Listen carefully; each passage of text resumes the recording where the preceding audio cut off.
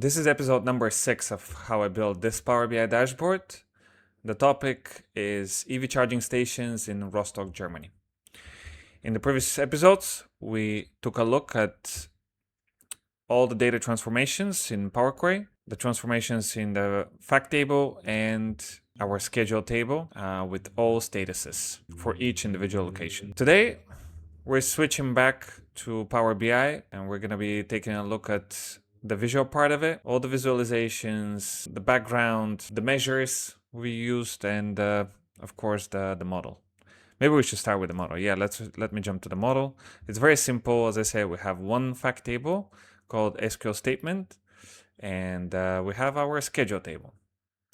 There is a relationship between the schedules in the two tables. With that, let's move to the measure table. This is something that I mentioned about before. It's not connected to any of them. It's just something that I've created in order to have everything a bit more organized. So if these two tables are storing all the data, then here I have all the calculations basically. It's a good practice when you work with Power BI just to have the measures separately stored in a measure table. Starting with the first one, close stations. So what is this and where do we use it? Close stations is right here. Not available or number not available. This is right next to it here on the right hand side, and open stations is this one, or number of open stations. And what do I do here? For the three of them, I calculate the count of all locations as part of our fact table SQL statement. And I say, give me only those that are with status open. And that's how we get all the open stations here, or the number of open stations here. Then the same we're doing with closed stations. The difference is that I'm filtering only these with status closed. The rest is the same. Not available, same. Calculate, count, SQL statement, ID number of the location, where schedule table status equals not available. Right here, we have the next visualization, which is the map with all locations, including the address, status, charging stations, opening hours, type of charging, even network type. Now, these are different fields I'm using mostly from the fact table, and only the status comes from our schedule table. The colors, of course, this is something that I've done to highlight what is the status of each station. So the purple are going to be open.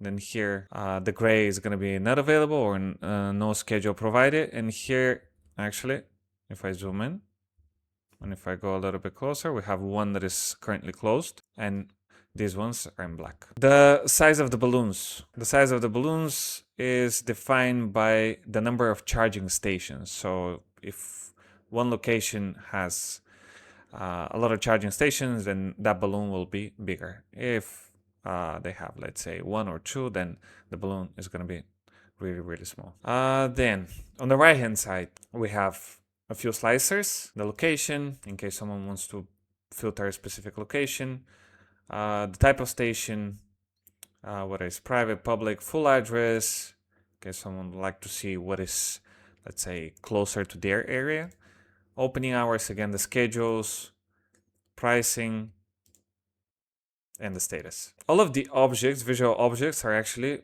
we can also find in the selection pane. We have not only the visuals, but I've added some shapes in order to bring a little bit of personalized look. Probably you can see that the cards on top, they are shaped in a form of a battery.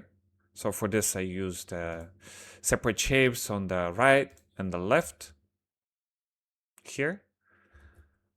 Rectangular shapes. And then I have one that is positioned just below the cards. I think that makes it look a little bit like a battery. Then on the right hand side, we have all the slicers, but they also kind of look like they fit into that shape, rectangular shape. I've also curved a little bit the angles here. Of course, some background color, the border, I can increase the width of the border as well, and use some colors that I've chosen for this theme. A text box on the top with the name of the topic of this Power BI project. And maybe the last thing I want to look at is the background. So we have this combination of colors and this small object here. Everything I did in, if you don't have Canva, you can use PowerPoint or any other application that can do something like this. But what I've chosen here to do is to select my background and add an object that is like a power plug.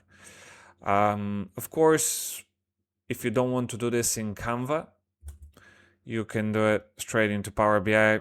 Perhaps the only thing that you need to do is create the background with the proper colors and then add a picture, a PNG or SVG file with the object you have with no background. It's a matter of choice here. The more objects you insert into Power BI, I guess it's going to affect the performance. I'm not using super crazy laptop.